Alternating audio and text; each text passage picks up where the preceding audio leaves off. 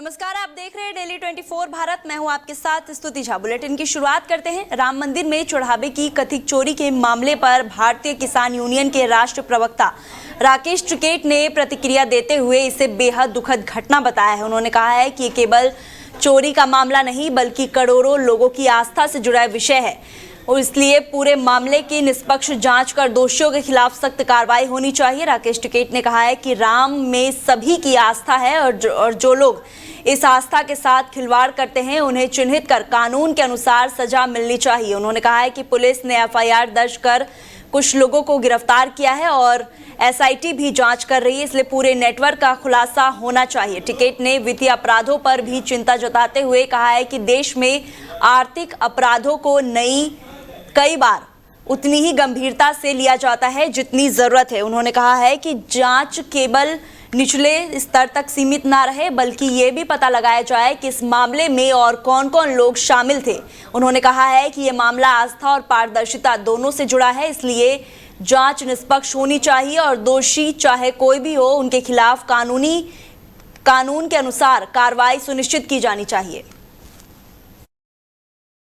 क्या कहेंगे इसको लेकर? अभी लोगों ने इसमें चंदा दिया था। भाई लोगों ने तो चंदा दे रखा, कहीं पे भी इस तरह की घटना होगी तो दुखद घटना है और प्रशासन इसकी देख रेख कर रहा। पुलिस ने रिपोर्ट दर्ज भी करी है, कुछ लोग जेल भी भेजे और इसमें एसआईटी का गठन भी हो रहा है तो जांच करें, लेकिन आस्था कोई कम नहीं है। चोरी एक अलग मामला है लेकिन राम में आस्था सबकी है। ऐसे लोगों की चिन्हित करें जो भाई मंदिर से चोरी करते हैं। लोगों ने कई करोड़ों रुपए का इसमें चंदा दिया था। बहुत गया होगा वो तो भाई, कितने कितने गए, क्योंकि फाइनेंशियल क्राइम भी यहाँ पे बड़ा क्राइम नहीं माना जा रहा। कोई कितना ही घपला कर लो उसको सजा नहीं है, तो जिसकी ताल जहाँ लग रही उसने वहाँ से कर दिया। इनका नोट गिनने में ड्यूटी लग गई तो नोट गिनने वाली वहीं से ही ठा लिया तो गैंग बन गया। जो भी इस गैंग में शामिल है पुलिस प्रशासन उनकी भी जांच करे। क्या कहेंगे इसको लेकर? अभी लोगों ने इसमें चंदा दिया था। भाई लोगों ने तो चंदा दे रखा, कहीं पे भी इस तरह की घटना होगी तो दुखद घटना है। तो वहीं सुप्रीम कोर्ट ने दिल्ली की निजी बिजली वितरण कंपनियों को बड़ी राहत देते हुए उनके सीएजी ऑडिट पर फिलहाल रोक लगा दी है। अदालत के इस अंतरिम आदेश के बाद निजी बिजली कंपनियां ऑडिट के अगले आदेश तक नहीं किया जाएगा। मामला दिल्ली की निजी बिजली वितरण कंपनियों के खातों और वित्तीय रिकॉर्ड के सीएजी ऑडिट से जुड़ा है। कंपनियों ने ऑडिट के फैसले को चुनौती देते हुए सुप्रीम कोर्ट का रुख किया है। सुनवाई के दौरान अदालत ने सभी पक्षों की दलीलें सुनी और उसके बाद फिलहाल ऑडिट प्रक्रिया पर रोक लगाने का आदेश दिया है। सुप्रीम कोर्ट ने स्पष्ट किया है कि मामले की विस्तृत सुनवाई आगे भी जारी रहेगी और सभी पक्षों को अपना पक्ष रखने का अवसर दिया जाएगा। अंतिम निर्णय आने तक सीएजी ऑडिट की प्रक्रिया स्थगित रहेगी। इस मामले पर बिजली कंपनियों और दिल्ली सरकार और संबंधी पक्षों की नजर बनी हुई है, क्योंकि इसका असर बिजली क्षेत्र में नियम की व्यवस्था और वित्तीय निगरानी पर पड़ सकता है। अब अगली सुनवाई में अदालत इस विवाद के कानूनी और संवैधानिक पहलुओं पर विस्तार से विचार करेगी, जिसके बाद आगे की दिशा तय होगी। तो वहीं बुलंदशहर जिले के पहासू कस्बे में 2 दिन से लापता 40 वर्षीय व्यक्ति की संदिग्ध परिस्थितियों में मौत हो गई। मृतक की पहचान गोपाल के रूप में हुई है और बताया जा रहा है कि गोपाल परिजनों से विवाद के बाद करीब 10,000 रुपए लेकर घर से चला गया था और तब से लापता था। रात्रि गश्त के दौरान पहासू थाना पुलिस को गोपाल ने अपने घर के बाहर सड़क किनारे गंभीर हालत में पड़ा मिला। पुलिस ने तत्काल परिजनों को सूचना दी और उसे सामुदायिक स्वास्थ्य केंद्र पहासू पहुंचाया गया, जहां चिकित्सकों ने जांच के बाद उसे मृत घोषित कर दिया। घटना की जानकारी मिलते ही परिवार में कोहराम मच गया है और परिजनों का रो रो कर बुरा हाल है। पुलिस ने शव को कब्जे में लेकर पोस्टमार्टम के लिए भेज दिया है ताकि मौत के सही कारणों का पता लगाया जा सके। फिलहाल पुलिस हर पहलू से मामले की जांच कर रही है और अधिकारियों का कहना है कि पोस्टमार्टम रिपोर्ट और अन्य साक्ष्यों के आधार पर आगे की कानूनी कार्रवाई की जाएगी। पुलिस ये भी जांच कर रही है कि मामला हत्या का है या आत्महत्या का या फिर किसी अन्य कारण से व्यक्ति की मौत हुई है। क्या नाम बेटा? यस वर्मा। कहाँ के रहने वाले हो? क्या घटना हुई है ये? घटना ये परसों रात लड़ाई हो गई तो सिम में मोबाइल तोड़ लिया अपना, तो सिम निकाल कर 10,000 रुपये ले गए, 2,500-3,000 रुपये उनकी जिम्मे भी है, तो लेके चले गए और जब सर तो लौटे ही नहीं। क्या दिन से गायब थे घर से? परसों से। अच्छा, अब तुम्हें कैसे पता पड़ी रात में? रात में ये सर जी अपने उस पर घूम रहे थे तो इन्होंने बताई थी हमें। अच्छा, ये क्या घटना हुई है जो अभी? घटना कुछ नहीं हुई, हमारी मम्मी से लड़ाई हुई थी, इनका फ़ोन वगैरह टूट गया था, इन्होंने मम्मी से 10,000 रुपये लिए मारपीट करके, सिम निकाल के ले गए। 2 दिन से रात से गायब हैं। अब फिर 3 बजे देखा था यहाँ पर पड़े थे, अब पुलिस वाले रेफ़र करके ले गए यहाँ से, फिर डायरेक्ट ब्लाइंड से कर दिए यहाँ से। अच्छा, तुम्हें भी अपने साथ ले गए थे कोई यहाँ से? नहीं, हमें नहीं ले गए। अच्छा, हमारे भाई को ले गए थे और मम्मी को ले गए थे। अच्छा, हाँ। तो पैसे उनकी जेब में निकले हैं? नहीं, पैसे कुछ नहीं निकले। अच्छा, पैसे नहीं निकले? नहीं। अच्छा, तो 2 दिन से गायब थे घर से? 2 दिन से गायब थे। अच्छा, तुम उनके बड़े बेटे हो? समय छोटा। अच्छा, मैं छोटे बेटे हो। हाँ। क्या नाम बेटा? यस वर्मा। कहाँ के रहने वाले हो? कहाँ से? क्या घटना हुई है ये? घटना ये होगी, परसों रात लड़ाई हो।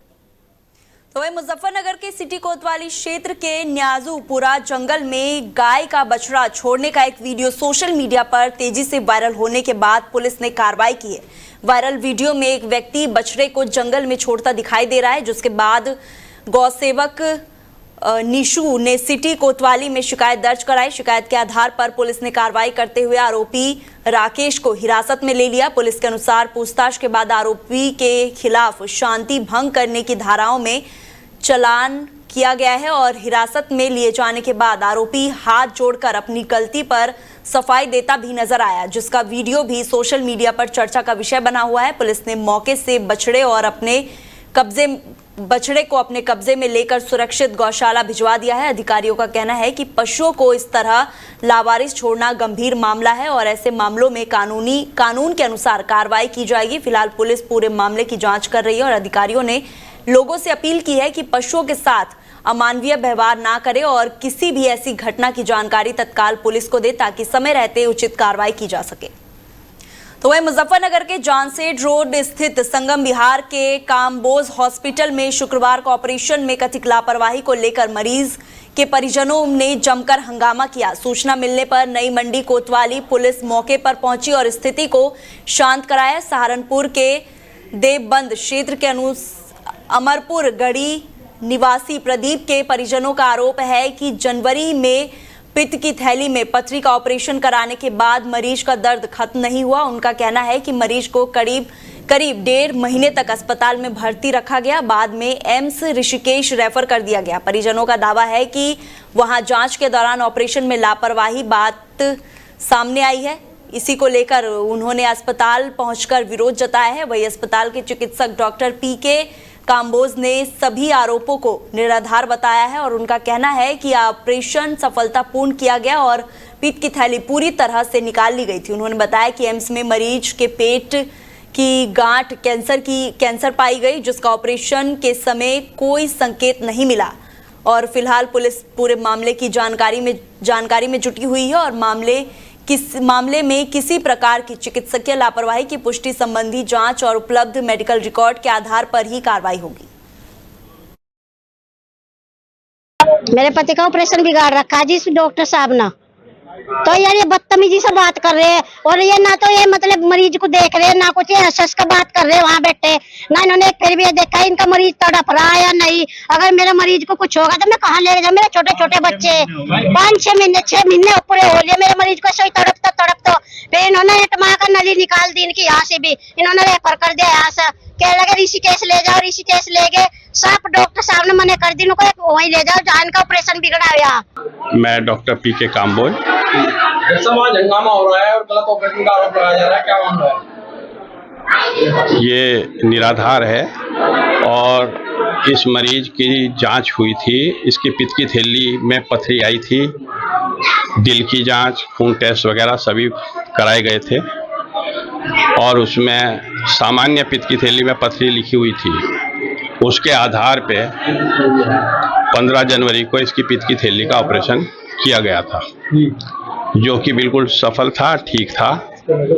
ऑपरेशन के बाद पित्त की थैली रूटीनली हम लोग जो निकालते हैं मरीज के घर वालों के इसमें इसकी जो मरीज की बहन है उसने साइन करके रिसीव किया था और कहा था हम इसकी जांच करा लेंगे, वो इन्होंने फेंक दी और इन्होंने जांच नहीं कराई। जब यहाँ से हम अपने मरीज को लेकर आए तो हमने जांच करा कर रखी थी देवबंद में, हम जो लगे यहाँ से तो ये कहने भाई इन जांच चुके में मानता मैं जांच अपनी कराऊंगा, तो इन्होंने जांच सारी अपनी कराई। अपने कराने के बाद में इन्होंने ऑपरेशन किया। अब ये बोले कैंसर है, ये अब कभी नहीं कहा था भाई पहले भी हो सकता था। जब आप पहले हो सकता था कह रहे आप इस बात को, तो इसका मतलब पहले था, आपको पता था, आपकी जानकारी थी। ये कह रहे रिपोर्ट में नहीं आया तो वह फिर रिपोर्ट गलत थी।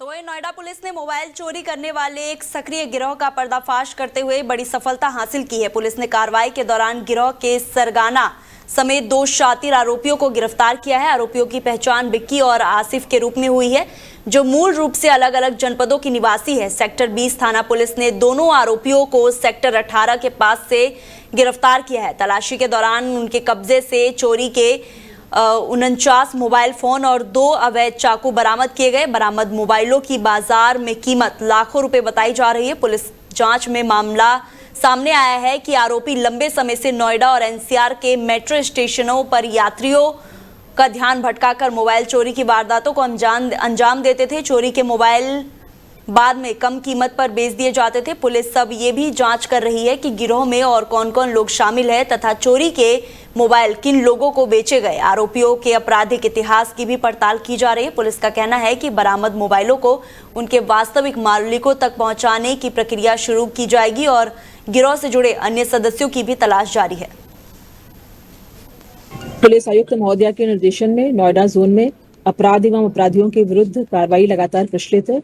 आज इसी क्रम में एसीपी फर्स्ट SHO 20 एवं उनकी टीम के द्वारा 2 शातिर मोबाइल चोर गिरफ्तार किए गए हैं। पूछताछ करने पर ज्ञात हुआ कि दोनों अभियुक्तों में से एक लोनी गाजियाबाद का निवासी है और दूसरा दिल्ली का निवासी है और ये दोनों विगत 6 माह से नोएडा में आकर के और भीड़ भाड़ वाले स्थानों पर विशेष रूप से मेट्रो स्टेशन के आसपास जब लोग आते जाते हैं तो भीड़ का फायदा उठा करके ये लोग मोबाइल को चोरी कर लिया करते थे। आज इनकी गिरफ्तारी के पश्चात इनके कब्जे से 49 मोबाइल फोन बरामद हुए हैं, साथ ही साथ 2 अवैध चाकू बरामद हुए हैं। ये मोबाइल फोन इनकी सर्विलांस की मदद से किसके ये मोबाइल हैं ये सारी जानकारी प्राप्त की जा रही है। पुलिस आयुक्त तो वहीं बुलंदशहर जिले के किसान मसीहा भारत रत्न पूर्व प्रधानमंत्री चौधरी चरण सिंह के पैतृक गांव भटोना में किसान संवाद कार्यक्रम का आयोजन किया गया। कार्यक्रम में बड़ी संख्या में किसानों ने भाग लिया और कृषि, ग्रामीण विकास तथा किसान कल्याण से जुड़े विभिन्न मुद्दों पर चर्चा की। इस दौरान पूर्व कैबिनेट मंत्री बीजेपी प्रदेश उपाध्यक्ष सुरेश राणा का ग्रामीणों और किसानों ने भव्य स्वागत किया। कार्यक्रम को संबोधित करते हुए सुरेश राणा ने कहा कि केंद्र और प्रदेश सरकार किसानों की आय बढ़ाने और आधुनिक खेती को बढ़ावा देने और ग्रामीण क्षेत्रों के विकास के लिए लगातार कार्य कर रही है। उन्होंने कहा है कि प्रधानमंत्री नरेंद्र मोदी और मुख्यमंत्री योगी आदित्यनाथ के नेतृत्व में चलाई जा रही योजनाओं का लाभ किसानों तक पहुंचाया जा रहा है और सरकार चौधरी चरण सिंह के किसान हितैषी विचारों को आगे बढ़ाने का प्रयास कर रही है। कार्यक्रम में मौजूद किसानों को भी कृषि और ग्रामीण विकास से जुड़े योजनाओं पर अपने विचार रखे हैं और इस अवसर पर बीजेपी जिलाध्यक्ष विकास चौहान, सिकंदराबाद विधायक लक्ष्मी राज सिंह, वरिष्ठ किसान नेता सुंदरपाल सिंह तेवतिया और DK शर्मा, नवदीप चौधरी, मास्टर हरवीर सिंह सहित बड़ी संख्या में बीजेपी कार्यकर्ता और किसान उपस्थित रहे। कार्यक्रम का समापन जय जवान जय किसान के उद्घोषों के साथ हुआ।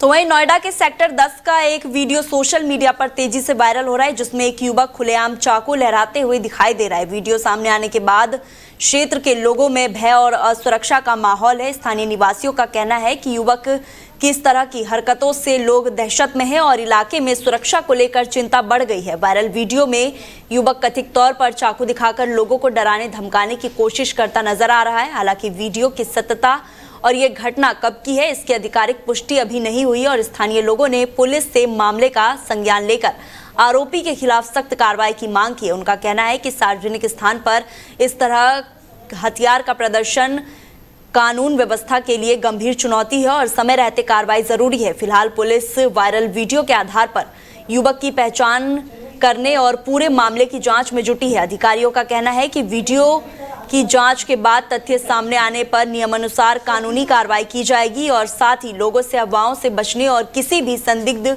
गतिविधियों की सूचना तुरंत पुलिस को देने की अपील की गई है। तो वहीं गौतम बुद्ध नगर में किसानों की विभिन्न समस्याओं को लेकर भारतीय किसान यूनियन ने प्रशासन के खिलाफ मोर्चा खोल दिया है। संगठन के प्रतिनिधि मंडल ने ग्राम बेला खुर्द के किसानों के भूमि कब्जे और मूंग की फसल की सुरक्षा की मांग को लेकर एसडीएम, सिटी मजिस्ट्रेट और थाना सूरजपुर प्रभारी को ज्ञापन सौंपा है। किसान यूनियन ने प्रशासन को 3 दिन का अल्टीमेटम देते हुए चेतावनी दी है कि यदि तय समय के भीतर किसानों की मांगों पर ठोस कार्रवाई नहीं हुई तो संगठन करीब 500 ट्रैक्टरों के साथ दिल्ली कूच करेंगे। संगठन का कहना है कि किसानों की समस्याओं को केंद्र कृषि एवं किसान कल्याण मंत्री के समक्ष भी उठाया जाएगा। यूनियन पदाधिकारियों ने कहा है कि किसानों को उनका वैधानिक अधिकार मिलने तक आंदोलन जारी रहेगी। उन्होंने संगठन को और मजबूत बनाने तथा किसानों के हितों की लड़ाई पूरी मजबूती से लड़ने का संकल्प भी दोहराया है।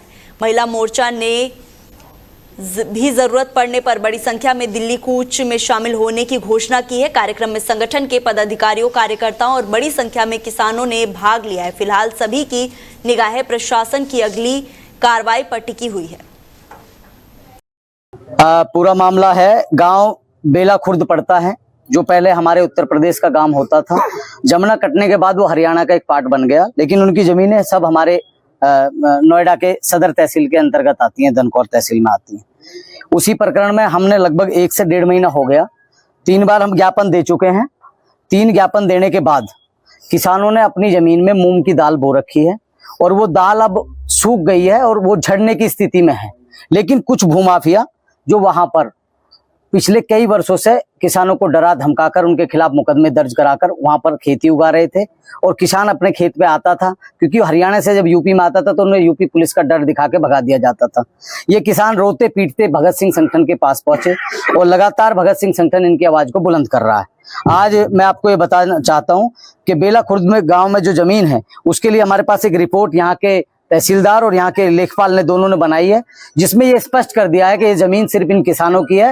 भूमाफिया का इसमें 1 इंच जमीन भी नहीं है और भूमाफिया बहुत बड़े सरगनाओं के संरक्षण में है।